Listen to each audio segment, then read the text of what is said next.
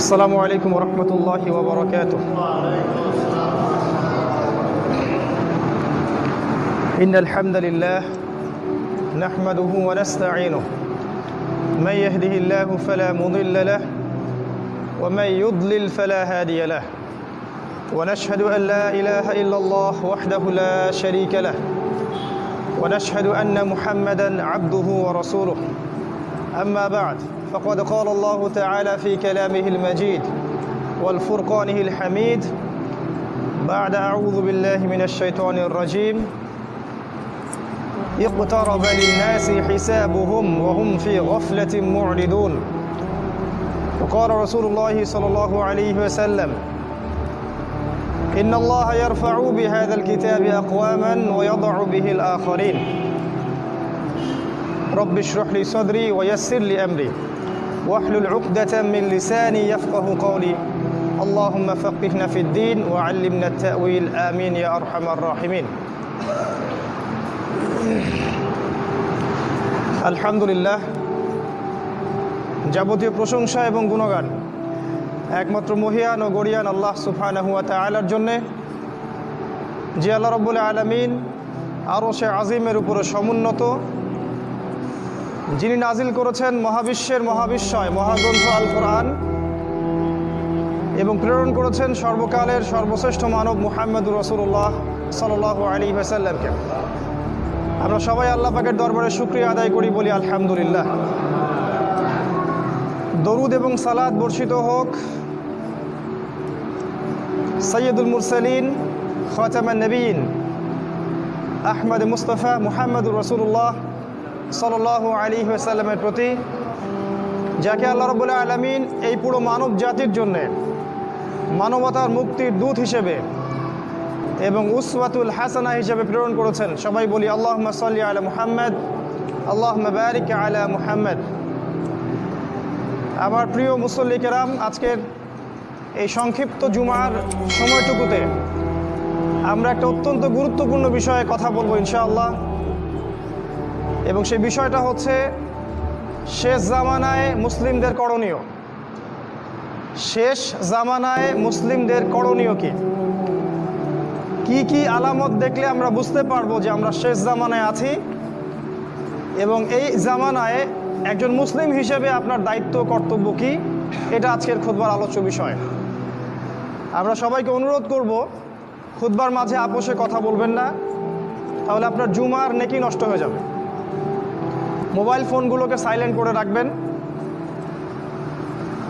এবং খুতবায় যা শুনবেন যাচাই বাছাই করে আমল করার চেষ্টা করবেন। আল্লাহ পাক তৌফিক দান করুন, আল্লাহুম্মা আমিন।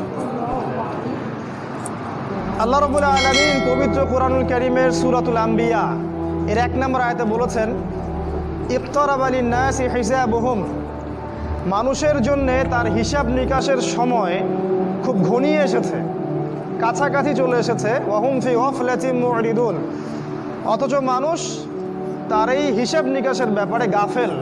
পরকালের জীবন সম্পর্কে মানুষ গাফেল, উদাসীন।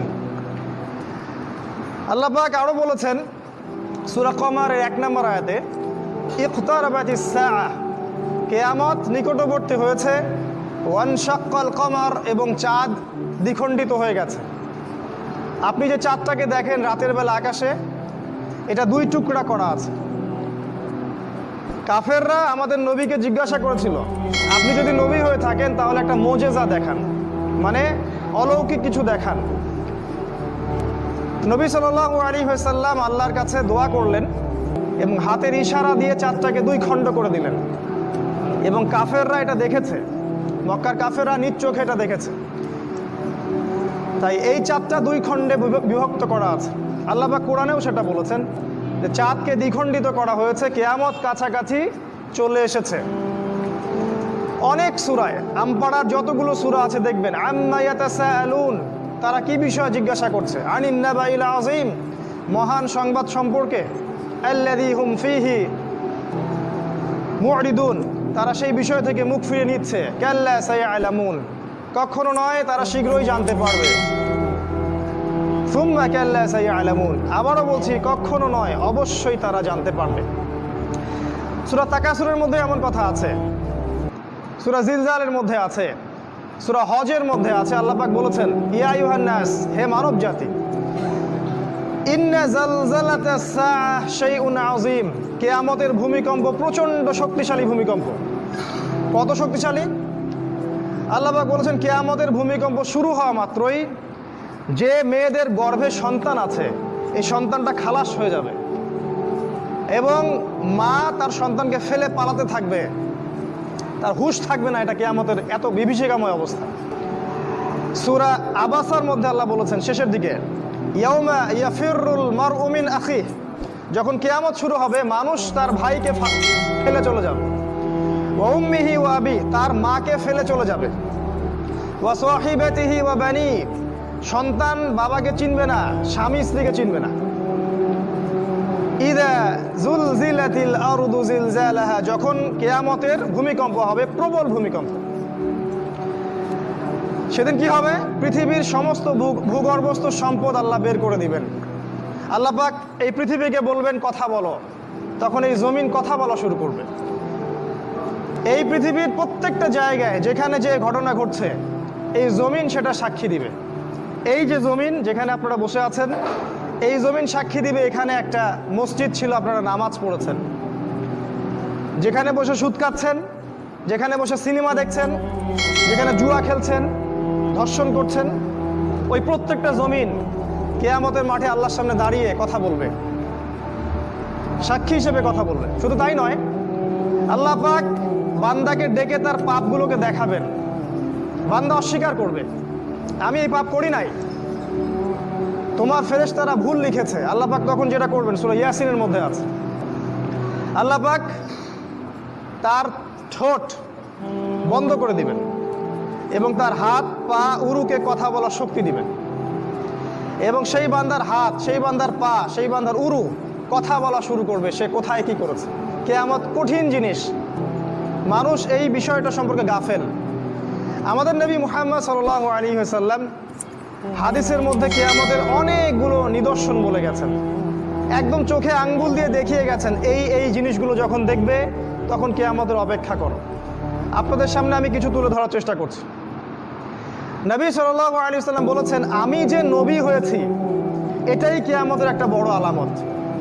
তিনি বলেছেন, বুইসতু আনা ওয়াস-সাআ কাহাতাইন, আমাকে আর কিয়ামতকে এইভাবে পাঠানো হয়েছে, আমাকে আর কিয়ামতকে এইভাবে পাঠানো হয়েছে। মানে এই দুই আঙ্গুলের মধ্যে যতটুকু দূরত্ব, আল্লাহ রাসূল সাল্লাল্লাহু আলাইহি ওয়াসাল্লাম আর কিয়ামতের মাঝখানে এতটুকু দূরত্ব আছে। এই হাদিসটা উনি বলেছেন 1400 বছর আগে। তা আপনার যদি সামান্য বিবেক থাকে আপনি বুঝতে পারবেন যে এখন 1400 বছর পর কিয়ামত কত কাছে। নবীজি আরো বলেছেন, আমার ইন্তেকাল কিয়ামতের একটা আলামত। তিনি আরো বলেছেন, কিয়ামতের অন্যতম নিদর্শন হচ্ছে মুসলিমদের ধন সম্পদ বাড়তে থাকবে। এমন একটা অবস্থা হবে যাদের পরনের কাপড় ছিল না, খাবার জুটতো না, পায়ে স্যান্ডেল ছিল না, এই রাখাল টাইপের দরিদ্র মানুষেরাও উঁচু উঁচু বিল্ডিং নির্মাণের প্রতিযোগিতা করবে। সে সময় আসেনি? বিগত 100 বছরে আপনি দেখেন কত বিল্ডিং, 100 বছর আগে এগুলো ছিল না। আর প্রত্যেকটা বিল্ডিং এর পিছনে আছে সুদ, ব্যাংকের সুদি লোন আর উঁচু উঁচু বিল্ডিং, একটার সাথে একটা সম্পর্কিত। নবীজি আরো বলেছেন, শেষ জামানা বা আখিরুজ জামান বা কিয়ামতের আলামত হচ্ছে মানুষ পিতা মাতাকে সম্মান করবে না। পিতা আর মা এই দুইজনের সম্মানের পাত্র, এই বোধটাই মানুষের উঠে যাবে। সম্পদের জন্য মানুষ তার পিতাকে হত্যা করবে, ভাই তার ভাইকে হত্যা করবে, স্বামী স্ত্রীকে হত্যা করবে, স্ত্রী স্বামীকে হত্যা করবে, এমনকি সন্তান মাকে পর্যন্ত হত্যা করবে সম্পত্তির কারণে। আর পিতা মাতার সাথে দাস দাসীর মতো আচরণ করা হবে। নবী সাল্লাল্লাহু আলাইহি ওয়াসাল্লাম বলেছেন, কিয়ামতের অন্যতম নিদর্শন হচ্ছে যে সমাজের বেশিরভাগ মানুষ সুদের সাথে জড়িত হয়ে যাবে। ইচ্ছায় হোক আর অনিচ্ছায় হোক, হয় ব্যক্তি সুদ খাবে, না হলে সুদ দিবে, না হলে সাক্ষী থাকবে, না হলে লিখে রাখবে। আর আমাদের নবী মুহাম্মদ সাল্লাল্লাহু আলাইহি ওয়াসাল্লাম এই 4 শ্রেণীর মানুষকে সমানভাবে অভিশাপ দিয়েছেন। তিনি বলেছেন, আমি মুহাম্মদ সাল্লাল্লাহু আলাইহি ওয়াসাল্লাম আপনার নবী, তিনি বলেছেন যে আমি 4 শ্রেণীর মানুষকে অভিশাপ দিয়ে গেলাম। এক শ্রেণী হচ্ছে যে সুদ খায়, দ্বিতীয় শ্রেণী হলো যে সুদ দেয়, তৃতীয় শ্রেণী যে সাক্ষী থাকে, আর চতুর্থ শ্রেণী যে লিখে রাখে। এই হাদিসের আলোকে পুরো ব্যাংকিং সিস্টেম সুদের আওতায় পড়ে যায়। এবং নবী সাল্লাল্লাহু আলাইহি ওয়াসাল্লাম বলেছেন, সুদের 70টা পাপের শাখা আছে, তার সর্বনিম্ন শাখা নিজের মাকে ধর্ষণ করা। এটা আমি বলিনি, হাদিসের পাতায় পাতায় লেখা আছে। আপনাদেরকে কেউ কখনো বলেছে কিনা আমি জানি না, আজকে আপনাদেরকে সতর্ক করে গেলাম। আমাদের নবী বলেছেন সুদের 70টা পাপের শাখা আছে, তার সবচেয়ে নিচের শাখা নিজের মাকে বিয়ে করা, ধর্ষণ করা বা জিনা করা। তিনি আরো বলেছেন সুদের সবচেয়ে উঁচু শাখা হচ্ছে আল্লাহ এবং তার রাসূলের সাথে যুদ্ধ করা। সূরা বাকারায় আছে, সূরা বাকারার 275-76 আয়াতগুলো পড়ে দেখবেন। নবী সাল্লাল্লাহু আলাইহি ওয়াসাল্লাম আরো বলেছেন, যে ব্যক্তি 1 দিরহাম সুদ খাবে সে যেন 36টা মেয়েকে ধর্ষণ করবে। এটা বুখারীর হাদিস। আমি নাম্বার বলার সময় পাচ্ছি না, খুতবার সময় সংক্ষিপ্ত। তিনি আরো বলেছেন, সুদখোরদেরকে কবরে যে শাস্তি দেওয়া হবে সেটা হচ্ছে তাদেরকে রক্তের নদীতে ফেলে তাদের মাথাগুলোকে ফাটিয়ে দেওয়া হবে। কারণ সুদের মাধ্যমে সারা বিশ্বের মানুষের রক্ত তারা চুষে নিচ্ছে। এই কারণে এর ফলাফলটা কি হয়? এর ফলাফলে ধনীরা ধনী হতে থাকে, আর গরিবরা যত দিন যাবে আস্তে আস্তে আরো দারিদ্র্যের অতল তলে নিষ্পেষিত হতে থাকবে। আপনার কাছে মনে হবে হয়তো আপনি 10 টাকা দিলে 15 টাকা পাবো, কিন্তু এটা নয়। আপনি আপনার টাকা পাবেন না, আপনি অন্যের রক্ত চোষা টাকা পাবেন। এর ফলে ধনিক শ্রেণীর কোনো ক্ষতি হয় না, তারা অনেক লাভবান হতে থাকে। এই জন্য বিশ্বের একটা অংশ আজকে ধনী হচ্ছে। দেখবেন এই পুরো বিশ্বের একটা অংশ দিন দিন ধনী হচ্ছে, ওই পশ্চিমা সভ্যতা। আর বাকি অংশগুলোকে দেখবেন তারা আস্তে আস্তে দরিদ্রের সীমার নিচে চলে যাচ্ছে। এটার কারণ রিবা, সুদ। তিনি আরো বলেছেন যে সুদ যারা খাবে তাদের জাহান্নামে শাস্তি হচ্ছে, ওদের পেটটা ফুলে ফেপে থাকবে আর পেটের ভিতরে সাপ কিলবিল করবে। আর ফেরাউনের অনুসারী যারা, তারা এদের পেটে পাড়া দিয়ে জাহান্নামে প্রবেশ করবে। এভাবে অপমান করা হবে। কেন ফেরাউনের সাথে তুলনা করা হলো কেন? আমরা জানি ফেরাউন এই পৃথিবীর সবচেয়ে বড় জালেম, আর সুদের মধ্য দিয়ে জুলুম সবচেয়ে বড় করা হয়েছে এই পৃথিবীতে। এখন আপনি মুসলিম হিসেবে চাইলেও এখান থেকে বের হতে পারছেন না। আপনি আমাকে এখন পুরো দেশের অবস্থা বলেন, প্রতিটা জেলা, গ্রাম, ইউনিয়নের অবস্থা বলেন, কোন জায়গায় সুদ নাই সেটা আমাকে দেখান। অথচ আমরা সবাই মুসলিম দাবি করছি। আমরা দাবি করছি আমরা আশিকে রসুল, নবীকে ভালোবাসি, আল্লাহকে ভালোবাসি। আমরা এতটুকু বলবো যে আপনি আপনার কবরের জন্য অপেক্ষা করতে থাকেন, তারপরে দেখেন কি হয়। বিশ্বাস করেন, আপনার রিজিকের মধ্যে যদি 1টা টাকা হারাম থাকে, যতক্ষণ সেটাকে আপনি ত্যাগ না করছেন, আপনার ইবাদত কবুল হবে না। কোনো ক্ষমতা নাই এই হাদিসটাকে উল্টায় দেওয়ার। আল্লাহ পাক বলেছেন, ইন্নাল্লাহা তাইয়্যিব লা ইকবালু ইল্লা তাইয়্যিব। আল্লাহ পাক পবিত্র, তিনি পবিত্র রিজিক ছাড়া কবুল করেন না। 3 জন ব্যক্তির দোয়া কবুল হয়, নবীজি বলেছেন। দোয়া ফেরত দেয়াই হয় না, দোয়া করলেই কবুল। একজন হচ্ছে বাবা যখন সন্তানের জন্য দোয়া করে। 2 নাম্বার, যখন কোনো মুসাফির মানে সফর করছে যারা আল্লাহর পথে বা মুসাফির, তারা যখন আল্লাহর কাছে দোয়া করে, দোয়া কবুল হয়ে যায়। আরেকটা দোয়া হলো মাজলুম, কারো উপর জুলুম করা হয়েছে, এই মাজলুম যখন জালেমের বিরুদ্ধে বদদোয়া করবে তখন দোয়া কবুল হয়ে যাবে। এই মুসাফিরের দোয়া কবুল হয়। একজন মুসাফির হাত তুলে আল্লাহকে বলছিল, আল্লাহ আমাকে এইটা দাও, আল্লাহ আমাকে ওইটা দাও। আর আমাদের নবীজি দেখে বললেন যে মুসাফিরের দোয়া কবুল হয়, কিন্তু এই ব্যক্তির দোয়া কেমন করে কবুল হবে যার খাবার হারাম, পানীয় হারাম, পোশাক হারাম, সবই হারাম। মানে রিজিক হালাল না হওয়া পর্যন্ত ইবাদত কবুল হবে না। তাই যাবতীয় সুদ, যাবতীয় ঘুষ, এই যে হারাম রিজিক, হারাম পণ্যের ব্যবসা, এগুলো থেকে তওবা না করা পর্যন্ত ইবাদত তো কবুল হবেই না, আপনি ইবাদতের স্বাদ পাবেন না। এই যে নামাজ পড়েন, রোজা রাখেন, অনেক কিছু করেন, হজ করেন, স্বাদ পান না, আত্মতৃপ্তি পান না। এর কারণ হারাম রিজিক। আর নবীজি বলেছেন, শেষ জামানার অন্যতম নিদর্শন হচ্ছে মানুষ হালাল হারামের কোনো পরোয়া করবে না, যেভাবে পারে সেভাবে টাকা উপার্জন করবে। মেরে হোক, কেটে হোক, ঘুষ খেয়ে হোক, দুর্নীতি করে হোক, টাকা চাই, টাকা, অর্থ সম্পদ চাই।